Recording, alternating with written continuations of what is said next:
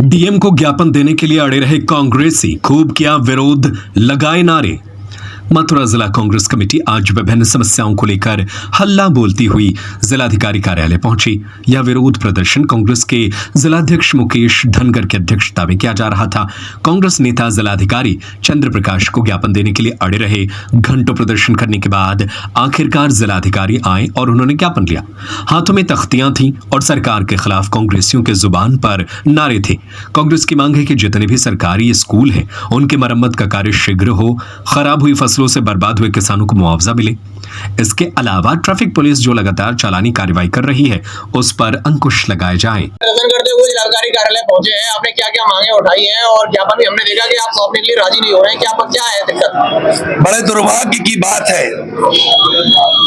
जिस लोकतंत्र में डॉक्टर भीमराव अंबेडकर द्वारा संविधान के तहत जब हम राष्ट्रपति जिलाधिकारी माध्यम से राष्ट्रपति महोदय को ज्ञापन देना चाहते हैं, हमने ज्ञापन तो तमाम इनके आला अफसरों को पूर्व में दे दिए, लेकिन समझ में नहीं आता कि जिलाधिकारी महोदय एक विशेष कुछ लोगों का ज्ञापन लेने के लिए आतुर रहते हैं, लेकिन किसानों की, इस ब्रज के जन की, मजदूरों की या आम समस्या को लेकर, जन समस्या को लेकर हम लोग आते हैं तो एक ज्ञापन लेने में पता नहीं इनको कौन सी तकलीफ होती है, पता नहीं किनके ऊपर कौन सा दबाव है, पता नहीं ये किस बात से डरे हुए हैं, ये समझ से परे है।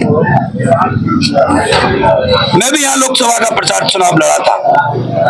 मैं भी एक राष्ट्र पार्टी का यहाँ अध्यक्ष होने के नाते मुझे ऐसा लगता है कि यहाँ जिला प्रशासन के अधिकारियों की ये मानसिकता बन गई है।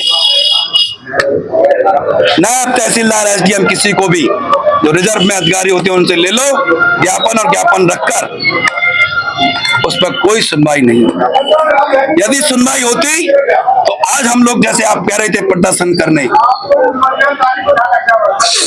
हमारा काम जन समस्याएं, जनहित की समस्याओं का समाधान करने के लिए शासन प्रशासन को समय समय पर उनको जगाने का होता है। हमने आज 5 मांगें प्रमुख रखी हैं।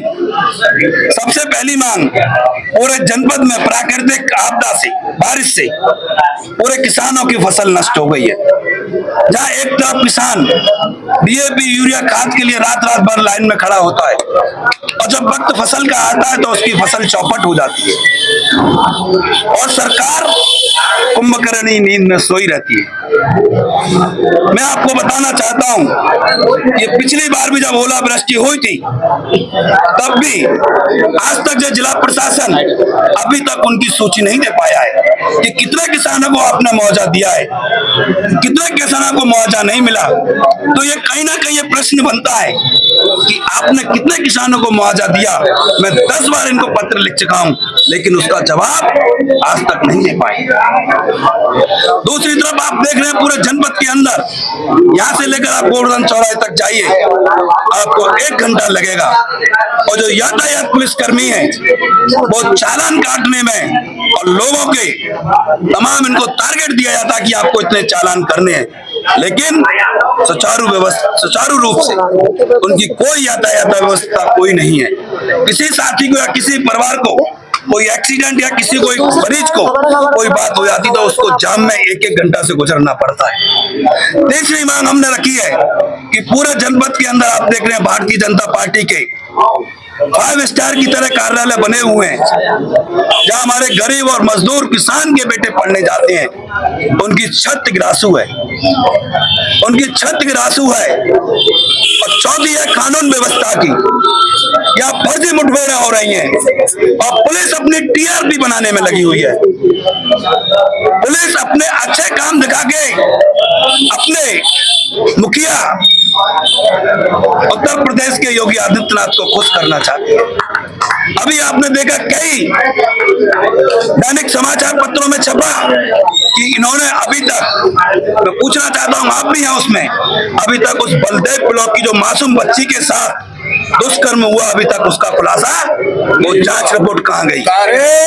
वो अभी एक शर्मा अहमद यहाँ औरंगाबाद में उसके कोई अपराध नहीं था उसके खिलाफ, उसको पुलिस वाले एसओजी वाले उठा कर लाते हैं और फर्जी मुठभेड़ में उसको गोली मारती हैं और अभी तक उसका भी कोई खुलासा नहीं हुआ है। जब हम एसएसपी साहब से मिले तो कप्तान साहब ने कहा अति शीघ्र हो जाएगा। आज उस बात को भी 3 महीने हो गए, जबकि कानून के तहत 60 दिन के अंदर उस चार्जशीट को जमा करना होता है। बड़े दुर्भाग्य की बात है, इस भारतीय जनता पार्टी की सरकार में कानून व्यवस्था ध्वस्त है और यह सरकार किसान विरोधी सरकार है, यह सरकार शिक्षा विरोधी सरकार है। और यदि इस सरकार ने अपनी करनी कतरी में आप देख लेंगे पूरे हिले हुए हैं, यदि इन्होंने बदलाव नहीं किया और इसके साथ साथ आला अफसरों ने अपनी कार्यशैली में बदलाव नहीं किया तो देखना इसी जगह यही धरना प्रदर्शन होगा। अगला कदम क्या होगा आपका? अगला कदम इसी पर, आपने देखा जब किसानों को खाद यूरिया नहीं मिल रहा था, डीएपी नहीं मिल रहा था, तो मैं यहीं पर भूख हड़ताल के लिए बैठा था। और फिर मैं कह रहा हूँ इस बात से कि यदि समाधान नहीं हुआ तो इसी जगह मैं भूख हड़ताल पर फिर अनशन जारी करूंगा।